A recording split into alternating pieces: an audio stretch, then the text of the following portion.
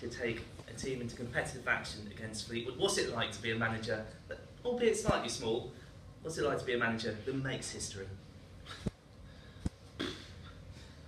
It's a cracking question to start with, Will. You've obviously been up all night thinking about that one. Good 10 minutes. Oh, listen, I'm proud to be the manager of a football club, and let's hope we make history and by getting 3 points as well, be the first team to beat it.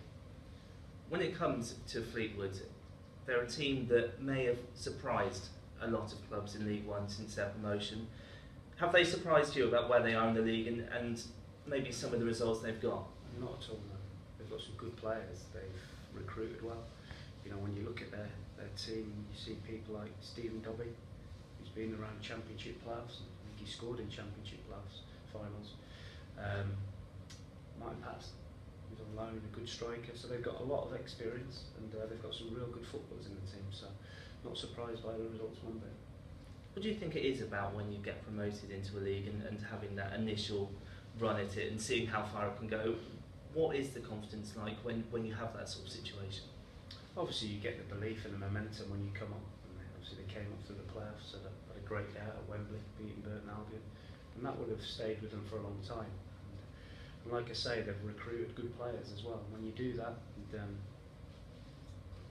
you know, you have a chance of getting results. Have you ever come up against them in your non-league days at all? I have, yeah. I have. When I was at Darlington, I managed against Fleetwood, and I think I won one and lost one, I think. So yeah, they've done brilliant to come where they've come from. I think I read that when the chairman there, I think his first game in charge, he had something like 80 people playing at the gate, and to get or to come where they are now, a remarkable job.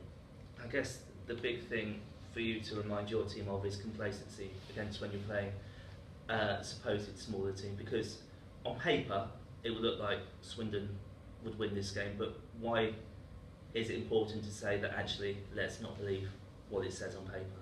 I think you're being a bit disrespectful to Fleetwood, calling them a so-called smaller club. They will have a decent budget. They've got good players, and we have no God-given right to beat Fleetwood. We have to make sure we play really well to have any chance of winning the game. They've gone 9 months unbeaten at home, just lost that record. So they've played some good teams in that time. So let's get it straight that it's not David against Goliath. It'll be two good teams playing on Saturday. Now back in your